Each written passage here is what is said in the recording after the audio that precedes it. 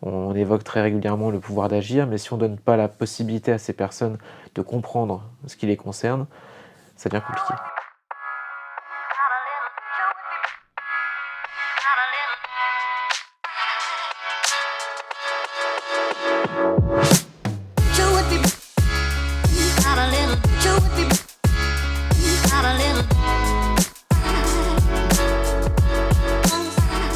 Ma santé me concerne va me servir pour un meilleur accompagnement.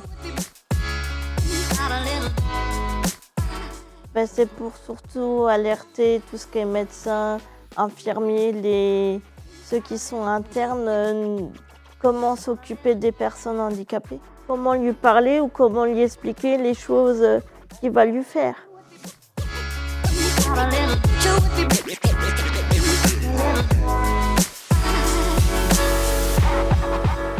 Il est important effectivement que les professionnels de santé sachent qu'il y a nécessité en fait d'accompagner le public vivant le handicap dans le quotidien avec une attention particulière. Le rendez-vous médical avec une personne en situation de handicap nécessite d'adapter déjà le lieu de consultation. Il nécessite d'adapter le temps à la consultation et il nécessite une adaptation dans le discours et dans les informations qui seront données. Et faire en sorte que les personnes qui sont en situation de handicap soient accompagnées de la meilleure des manières et s'assurer en anticipant un maximum que la personne est en capacité de vous accueillir et aussi savoir selon quelle modalité on peut y aller. Est-ce qu'il faut être accompagné? Est-ce qu'on peut y aller seul ou pas? Parce qu'on a quand même, et tant mieux, de plus en plus de personnes qui souhaitent être seules lors des consultations. C'est véritablement dans cet engagement que nous avons développé en fait cette réflexion autour de l'autodétermination. Alors qu'est-ce que l'autodétermination? C'est la capacité pour la personne de savoir faire ses choix et de pouvoir agir. L'idée, c'est d'être en appui, en accompagnement, mais de ne pas faire à la place.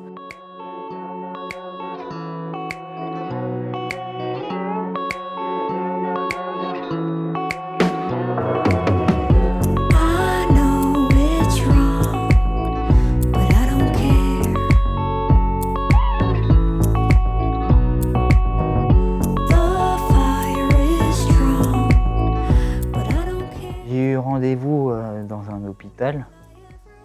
Le médecin s'est adressé à mes parents. Je me suis alors imposé en disant à ma mère que je voulais dire des choses avec mon alphabet.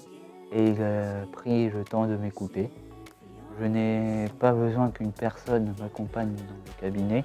J'ai juste besoin qu'on m'emmène chez le médecin.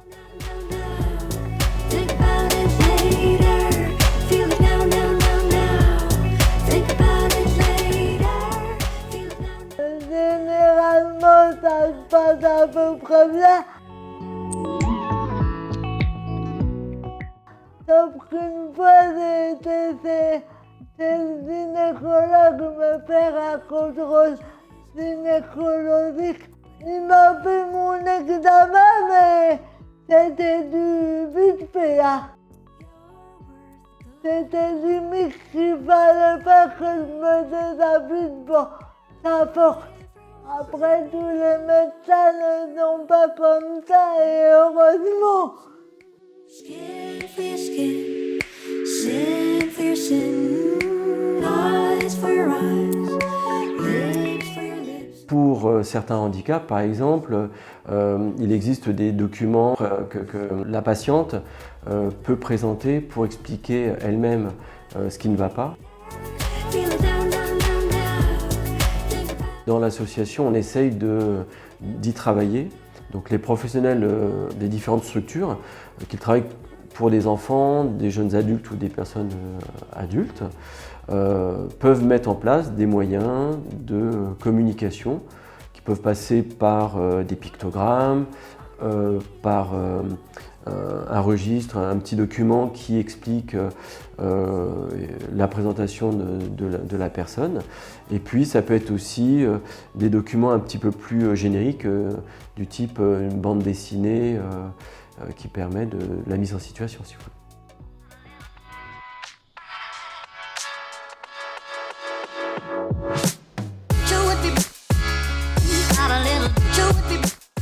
C'est vrai que l'idée, c'est aussi de se dire, vous n'êtes jamais seul, on peut trouver des solutions. C'est aussi de permettre à toute personne de s'outiller, de s'aider, d'anticiper, de réaliser la consultation qu'il souhaite aussi et pas subir cette consultation et faire en sorte surtout de prendre le temps avec elle de l'accompagner correctement.